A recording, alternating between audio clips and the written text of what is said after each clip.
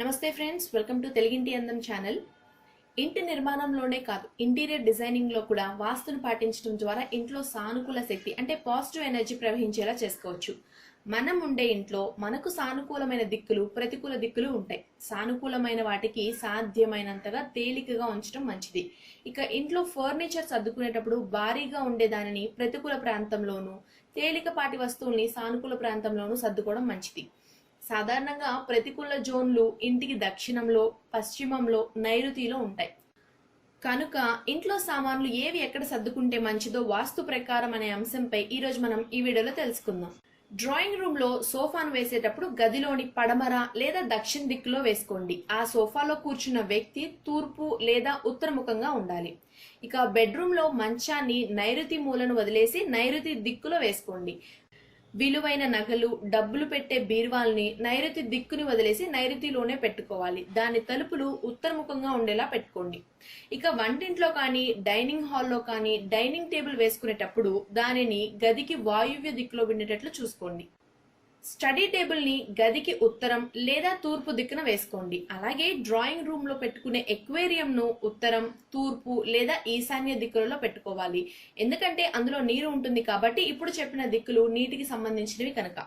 ఇక పెయింటింగ్స్, శిల్పాలు, ఇంట్లో ప్రకృతి సహజమైన సూర్యోదయం, జలపాతం వంటి చిత్రాలు పెట్టుకోవడం మంచిదని వాస్తు చెప్తుంది. అలాగే యుద్ధాలకు సంబంధించిన హింసాత్మకంగా ఉండే చిత్రాలను ఇంట్లో ఉంచుకోకపోవడమే మంచిది. అలాగే బెడ్రూమ్ లో దేవుని పటాలు పెట్టుకోకూడదు.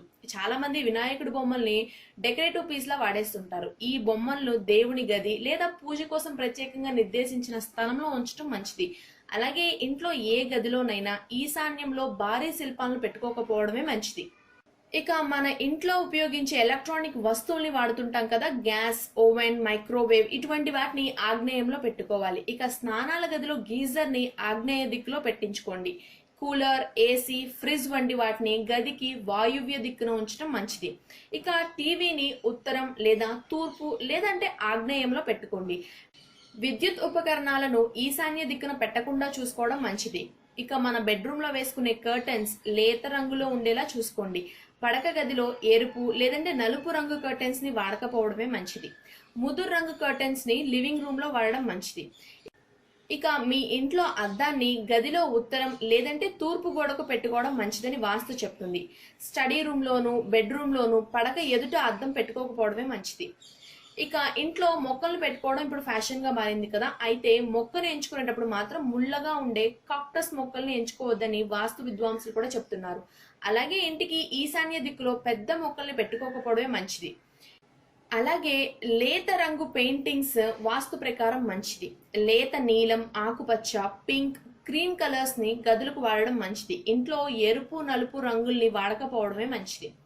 ఇక మన ఇంట్లో వేసుకునే flooring, mosaic, ceramic tiles, marbles వంటి వాటిని ఫ్లోరింగ్ కి ఎంచుకోవడం మంచిది.